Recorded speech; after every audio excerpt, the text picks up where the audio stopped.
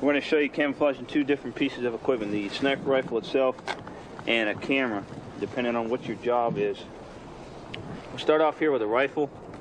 We're going to go around the buttstock. All I got is a cravat, or other people call them drive-on rags. I'm going to put this around the buttstock. Nothing fancy again, just going to get a wrap. And you don't want to try and have too much loose stuff, because remember, you are going to be going through underbrush, so you don't want it too loose and flappy. And all we're going to do is secure it with a square knot. Then we come up here,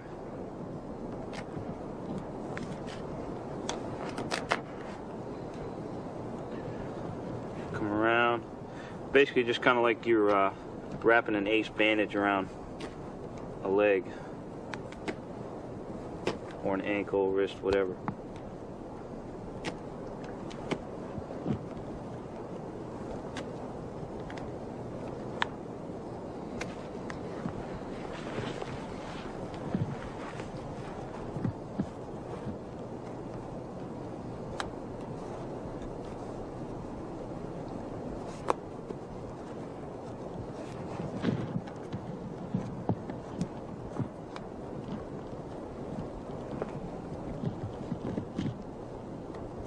And a little of the burlap straps, just so we don't have all solid green.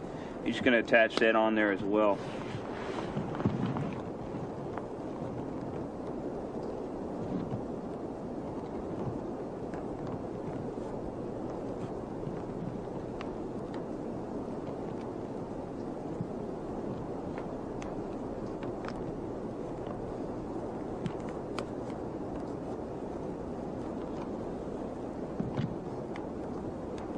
And you can see once again, we don't have anything that interferes with the action of the weapon.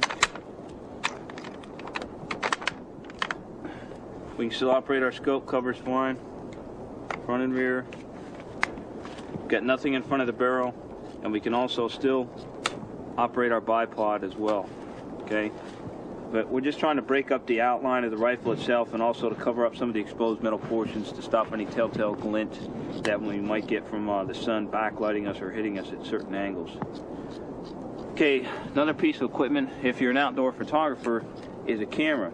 Now, cameras are kind of neat in the fact that they're smaller and not as big as a rifle, so a lot of times you can just stuff them in very similar to a drag bag. You can just take a small laundry bag or even a dyed pillowcase and just drag that along with that. The important thing to remember, though, is if you have a large video unit, you're obviously going to have to use some type of drag bag, because it's just too bulky and awkward and heavy to be trying to drag that just by the sling. But something small like this, we could even take a burlap sack like it has right here, and we could put it right inside of the sack and cover it up like that. Now obviously we'd want to dye this, but if we didn't have access to dye, we could very quickly cut some holes in this. Okay, what we're doing is just making a small incision on either side of the bag here. And we're just going to take our camouflage netting,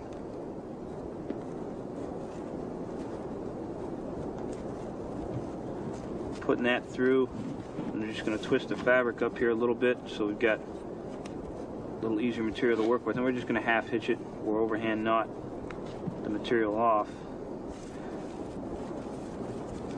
So now you can see we repeat this process almost like we were doing a ghillie suit, but we tie several strips of this along the bag, so as we're moving and dragging it, we don't just have a plain burlap bag, just something to break up the tan or khaki color of this in itself.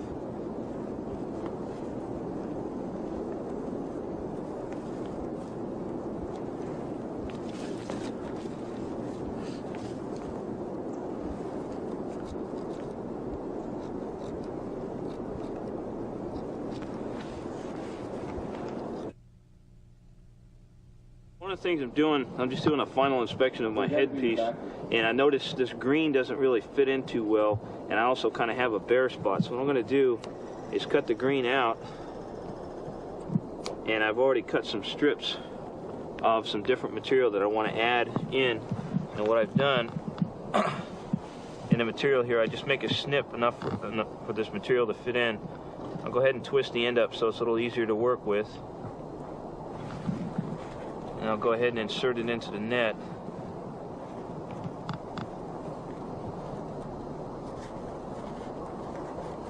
One thing to remember, your camouflage is never really done, and that's why you're always inspecting prior to actually starting your suit to make any additions that you need to make, or like I found colors that really didn't fit in too well with the scheme. And now I'm just going to go ahead and fray this stuff, just pulling out the strands from the side. Because of the foliage that we're going to be working in, I'm applying some different type of burlap to some different color burlap to my headpiece, so it'll camouflage me better. And I have to remember that I'm going to leave room on my headgear for the surrounding natural foliage.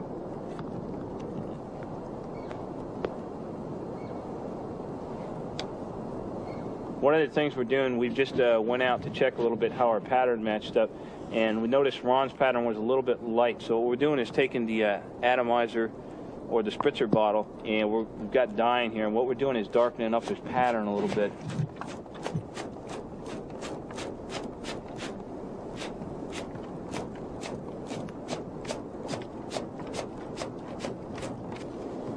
Another technique you could use is using just using a spray paint. In this case, we have black and green, leafy green. Go ahead and go around and hit some of the areas that you might have put too much brown on, and break up some of that color. There are a variety of camouflage paint products on the market, from the trays to the sticks. Any will do as long as they match your surroundings.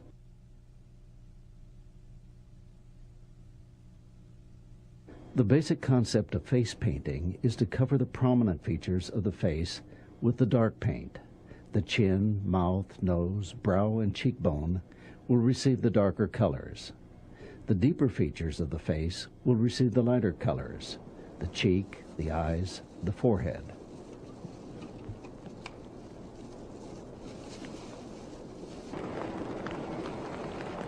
And then follow the lines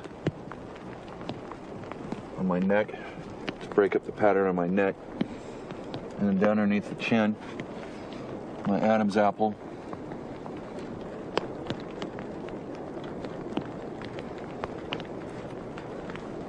All the way down to my throat. And even though the throat is not a high point on the face, you want to break it up. So what I'm doing is I'm going to do my throat in stripes. This will be a lighter green here. And then once I apply the light green, it's important to blend the colors in.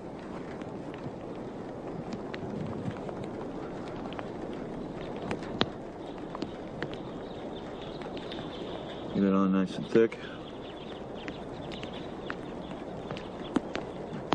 And just take your finger and run it along where the colors join to give it that blended look. The thing that you want to do is, when you're camouflaging your face, is not to forget your hands. Okay, as you can see, it just stands right out. What you could do is just go ahead and take your camouflage stick. If you don't want to wear gloves, is just do green and or dark green and light green alternating or whatever, just to break up the pattern of your hand. The glove is the most preferred technique of using to camouflage your hands. You know, one of the things these gloves that guy is using is aviator gloves, and you got your regular wool gloves, and you have the black leather gloves, whichever glove you want to use to cover your hands.